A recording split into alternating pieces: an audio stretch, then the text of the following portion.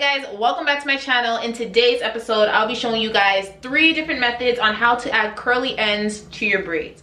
So the first method I'm going to be showing you guys is the crochet method, and there's 2 techniques to this method. So I'm going to be showing you my favorite method first, which is using the full strand. It's an 18-inch strand.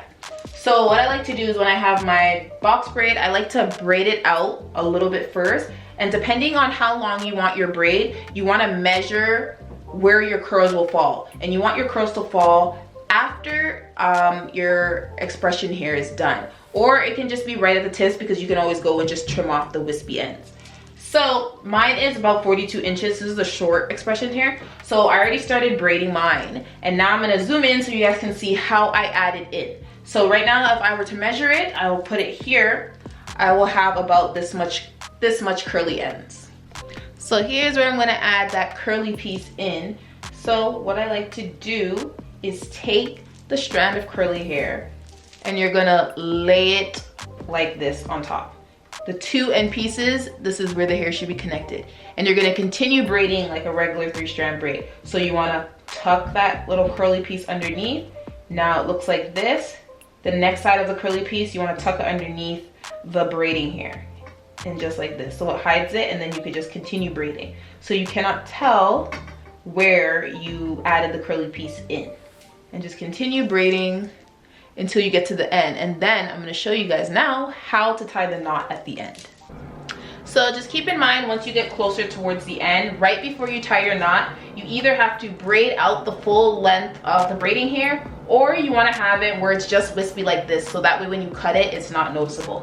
So now when you are where you want to stop, you want to tie a knot using the crochet hair. So you take a small thin piece of the crochet hair like this, then grab everything with the rest of your fingers, put 2 fingers there to make a knot, and you're going to wrap that strand around and bring that strand to the back of your fingers like this, so that way it's knotting around this piece right here. And then you just want to stick a finger through and take that knot and pull it through, slide it up. And you always want to tie it twice. So that was once. I'm going to show you guys again. 2 fingers through. The 2 fingers will be between the strand and the rest of the hair. You put those out, wrap that strand around, bring it to the back, stick a finger through, yank that hair through, slide it up, and tie the knot. After you tie the knot, you have to use a glue just to seal it. I like to use nail glue because it's quick and it's just a dot you need. So just take it and put a dot on the knot. So a dot on the front, and then you can turn it to the back and put a dot on the back as well. But the front one will do.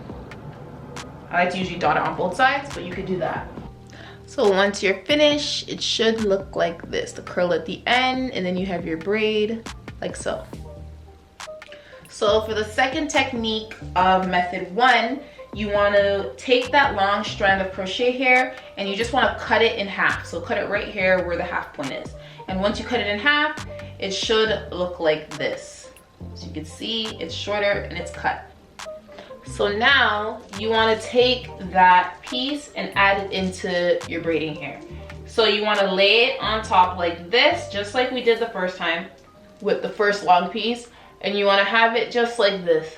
So 1 piece is attached to this end and 1 piece is attached to that end. And you're going to continue braiding as you would a 3-strand braid. So you want to tuck that crochet hair under the braiding hair, switch, go to the next side, tuck that under the braiding hair as well. And then you just want to keep braiding out until you get to the end, until you're ready to tie that knot. I'm going to tie mine just a little bit early since I want it to be in the camera. So as I said before, guys, take a small strand of the crochet hair, put 2 fingers out, wrap it around, bring that strand to the back, and pull it through. And pull it up. Like this. 2 fingers, wrap it around, stick your hand through, whoops, and pull, tie 2 knots. So just like this, you should have 2 knots. Hopefully the camera will focus. And as you did in the last one, you want to dot a piece of glue on it like that. So after you're done, you want to go through and cut off these braiding pieces right here. Just cut close to the knot, but not the knot, obviously. And just snip them off as close as you guys can get. Mine are a little bit thick because I ended it early, just so I can show it in the camera. And just cut off these pieces. I think there's one more here. So, yeah. And there you have your another curly end.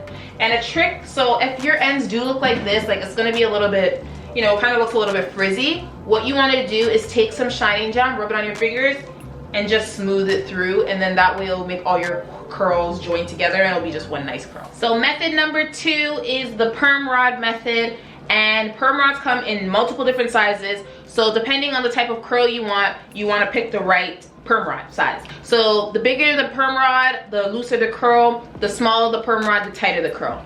So for the perm rod method, you can either braid the braid out fully, or what I like to do is leave a little bit of the ends so it creates like a silkier curl versus a braided curl.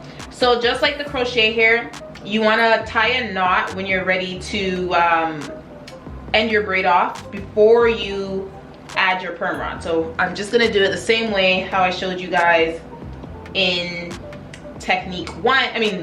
method 1, but the only difference is you're going to be tying it with the braiding hair. And then you can use a dab of glue, nail glue, just to seal it. But now I'm going to show you guys how to wrap your perm rods. So you take your perm rod and just wrap it around just like so.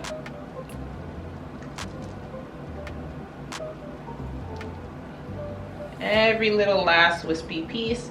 And then what I like to do is take it on the opposite side, wrap it around the back, and bring it on the front so it's nice and secure. And then what you're gonna do is dip it in water. You want to take your perm rod and you want to dip it into boiling hot water, and you just want to leave it in there just for like 2 seconds, and it has to be boiling hot because that's what's gonna set and create your curl. Like that, and then you can just use a towel and just give it a squeeze. So what I like to do when I'm doing like single braids, I'll dip it all and then I will unravel the braids that I did first, if that makes sense. So I'll go back and unravel the ones I did first so the other ones can kind of dry and set. But let's see how our curl came out. And you just want to unravel it in a spiral motion, and then it's gonna look something like this. Stretch it out. So this is the curl. I actually went ahead and snipped off that little piece because it was straight, and that was just one of like the little wispy pieces. But this is how the curl looks. It's super tight, and over time it does kind of stretch out, but it's really tight because we used a smaller perm rod. I usually like to do the tighter curls for kids, and for adults I like to use like a bigger barrel just so it's more loose. But yeah, this is how it looks. It's super cute, and perm rods is actually one of my favorite ways to add curls. So our third and last method is flexi rod. So it's very similar to the perm rods, and it does come in different sizes. I only have this size, which is like a smallish medium size. But yeah, it's just like the perm rods. Everything's exactly the same. It's just flexi. So you just have to know how to bend them in order to lock in the braid so it doesn't come out of the flexi rod. I already went ahead and tied the knot, and I didn't show it on camera because like I already showed you guys for the other 2 methods. So we have our knot here where I'm gonna stop my braid, and I'm leaving the ends unraveled, but you can braid it all the way to the ends, but this is just the preferred look that I like. So you take your flexi rod, it's the same thing as the perm rods, and just wrap it around. And I like to spiral it, so twist the hair as you're wrapping it around the flexi rod. And the way I lock mine is I bend one side this way and I bend it the other way, so it locks in this side and it locks in that way. So just like this, you can bend it like that, and then the next side, so this side doesn't unravel, like that.